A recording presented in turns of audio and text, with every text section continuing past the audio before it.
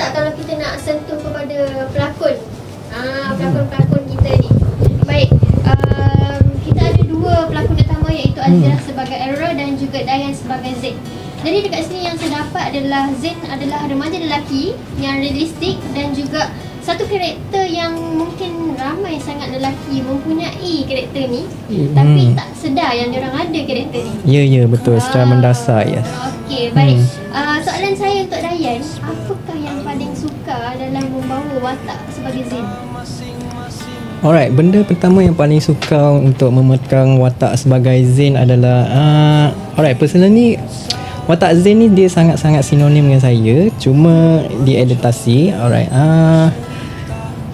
mungkin pada pandangan saya waktu tu di versi Zain yang masa agak muda, sebab setiap orang mempunyai definisi yang berbeza. Tapi apa yang boleh saya ungkapkan dekat watak Zain dekat sini is seseorang yang sangat memendam rasa dan dia sangat suka untuk menjelaskan situasi dia kepada sesiapa pun.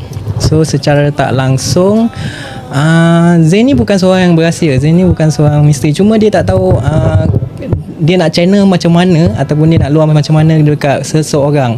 Sebab orang yang introvert ni sebenarnya dia buat dia rasa macam at the end macam mana? Yes, macam membelenggukan dirilah. So at the end of the day benda ni dia akan pendam. So kita sebagai orang di mana kalau nampak orang yang terus macam tu, kita kena bagi dia ruang. So kita kena bagi dia privacy dan seeloknya kita kalau boleh sebolehnya kita just mendengar. Ya, kita just mendengar. Ya. Ya, sebab saya pernah berada kat lingkungan tu. So perspektif saya sangat jelas dan sangat straightforward. So kita kena bagi satu supportive yang cukup kuat kepada mereka lah. So kena bagi masa lah, bagi dia ruang, bagi dia masa. At the end of the day mungkin bila dia dah hadap banyak perkara, mungkin satu hari dia akan matangkan kehidupan dia. Jadi lepas dengar penjelasan tentang Zain punya karakter ni, saya nak tanya soalan, apakah perbezaan cinta versi Aurora dengan Zain ni dengan percintaan-percintaan yang lain dekat luar sana? Oh, okey. Dalam soalan tu. Okey lah. Sebenarnya setiap cinta ni boleh ditafsirkan secara masing-masing personal. Tapi but for me, saya rasa orang introvert bercinta ni sebenarnya dia lagi romantik tau. Dia lagi romantik daripada dia cuma dia tak tunjuk. Ya, dia cuma tak reti nak persembahkan kepada orang tu macam ni. Yes, tapi dia akan zahirkan perbuatan tu dari segi perbuatan, sorry. So kalau korang dapat orang macam tu, mungkin kau akan rasa dia banyak senyap lah dekat situ, banyak senyap. Tapi dari segi perbuatan korang kena tengok, korang kena teliti lebih halus lagi. Perbuatan tu rasa macam ikhlas lah. Ya, betul. Ya. Alright.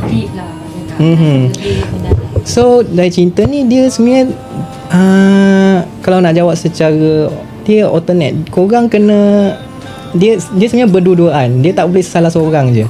Kalau dia seorang ni dia tak kena. Dia seorang tak kena. So dia kena dua. Yes. Dia kena berdua juga macam mana pun. Barulah korang boleh nampak dia orang jalan bersering. So bila dia orang jalan bersering, datanglah macam mana, datanglah ombak ke badai ke, walaupun benda dekat luar sana pun tetap tegur. Tetap tegur. Tapi itulah hakikatnya.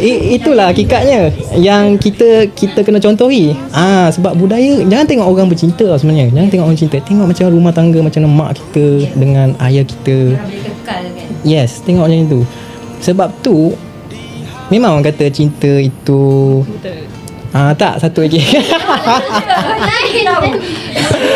itu apa? Cinta itu menyakitkan. Cinta itu rahsia Tuhan. Tapi dia belum habis lagi. Tapi sambung. Allah Ta'ala akan buka rahsia kepada siapa-siapa yang nak belajar rumah tangga. Sebab ada orang yang boleh berkahwin tanpa bercinta. Yes. Kenapa mak ayah kita boleh tahan 10 tahun? Betul? 10 tahun. Tu salah satu aspek. Yes, yang betul. Menarik. Ini salah satu ilmu macam baru podcast untuk bercinta.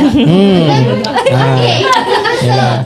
Kita dah masuk, yalah, kita dah masuk umur 30-an kan. Kita doakan moga lah dia temu jodohnya. Amin. Amin. Tahu dengan Oh. dia punya teater ya. Dia punya Ya, teater tu. ramai yang amin ni.